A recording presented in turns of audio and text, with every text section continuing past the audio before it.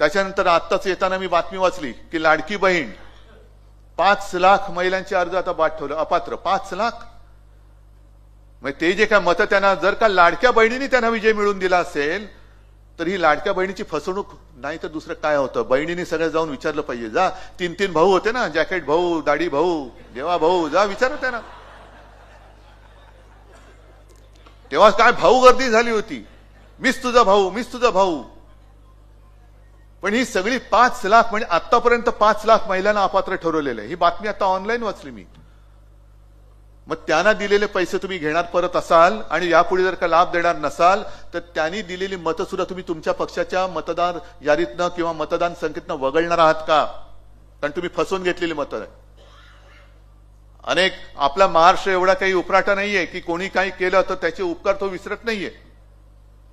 मी समजू शकतो. आता तुम्ही जे काय आंबारस तुमच्या फिल्ममध्ये फोटो दाखवले, साध्या साध्या, कारण एक ठिकाणी मी सुद्धा आहे त्याच्यामध्ये. समोर त्या शेतकरी महिला बसल्या होत्या, कामगार महिला, मजूर, शेतमजूर. आणि त्यांना मी विचारलं की काय ताई, तुम्ही आता खुश असाल ना, लाडकी बहीण योजना आलेली आहे. तिने एकीने सांगितले की कसलं म्हणजे 1,500 रुपयामध्ये घर चालतं वय. तिच्या बाजूला एक तिचं पोर बसलं होतं, 5-6 वर्ष, 4-5 वर्षाचं असेल. याची ऍडमिशन करायची, याला शिकवायचं, याला शिकायचंय. 1,500 मध्ये काय शिकवणार मी? सुदैवाने तिकडे आपला शिवसैनिक होता, काय त्याचं नाव, अंबादास भालेकर. मला म्हणाल साहेब काळजी करू नका, मी करतो काहीतरी. आणि मला वाटतं 15 दिवसात अंबादासनी मला फोन करून सांगितलं की साहेब त्या मुलाला आपण शाळेत ऍडमिशन केली, त्याच्या शिक्षणाचा खर्च आपण करतोय. मग 1,500 रुपये तुम्ही तेव्हा निवडणुकीच्या तोंडावरती माझ्या बहिणींना, मी लाच म्हणत नाही पण फसवणूक म्हणून केली तुम्ही, ओवाळणी देतो. मग ती बहीण सुद्धा म्हणाली की काहीच नाही तर हा देतोय, मग याला नाही कसं म्हणायचं. दिलं, मग दिली असतील मतं, दिलीत असं माझं म्हणणं नाही. कारण बहीण सुद्धा माझी हुशार आहे. फसवा कोण आणि खरा कोणी ती ओळखते. पण ह्या ज्या काही गोष्टी आहेत ना, त्याला तर वाचा फुडली पाहिजे. ठीक आहे, निवडणुका येतात, निवडणुका जातात, हार जीत होत असते, पण ही हार नाहीच आहे. आपण जिंकलेलो आहोत. कारण लोकांच्या मनात आज सुद्धा शिवसेना आहेच आणि आपली शिवसेना आहे. आणि यांना काय वाटतं, जे गद्दार झाले त्या गद्दारांना सांगू इच्छितो, अरे तुम्हाला तानाजी मालुसरे नाही होता आलं, शिवाजी महाराज तर सोडूनच द्या, बाजीप्रभू देशपांडे नाही होता आलं, पण खंडोजी खोपडे व्हायला सोपं असतं. ते खंडोजी खोपडे तुम्ही झाल्यात. सूर्याजी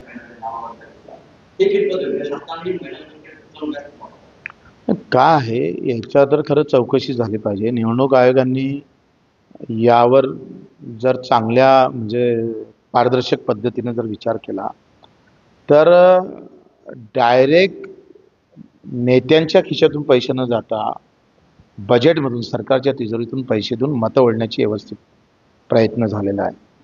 म्हणजे ही स्कीम लाडक्या बहिणीसाठी नव्हतीच, सत्तेत यासाठी होती. आणि मग सत्तेत येण्यासाठी त्यांनी 1 ते 2 महिन्यात 1 करोड लाडक्या बहिणीची कुठल्याही विचार चौकशी, त्याची कोणी चाचपणी न करता पैसे जाहीर देऊन दिले. आता मग याला जबाबदार कोण आहे? तुम्ही निकष न पाडता जेव्हा पैसे त्यांच्या खात्यात टाकले आणि आता तुम्ही सांगता त्या पात्र नाही आहे. मग पैसे द्याच्या अगोदर पात्र ठरवायचं का दिल्यानंतर पात्र ठरवायचं, हा पुन्हा प्रश्न आहे. म्हणजे हा व्यवस्थित क्राईम आहे, व्यवस्थित गुन्हा केलेला आहे सरकारनं. आणि आता त्याच्यातून पुन्हा बजेट आता बजेटमधला येणारा सगळा अडचणीचा विषय हाती घेऊन आता लाखो आमच्या बहिणींना त्याच्यातून बाहेर काढेल, मतं घेऊन घेतले आणि आता पैसे पण बंद करणार. व्यवस्थित चिटिंग आहे, व्यवस्थित फसवणूक आहे. आणि ही केलेली फसवणुकीच्या विरोधात ज्या लाडक्या बहिणीचे पैसे बंद झाले त्यांनी खरं तर रस्त्यावर उतरणं गरजेचं आहे.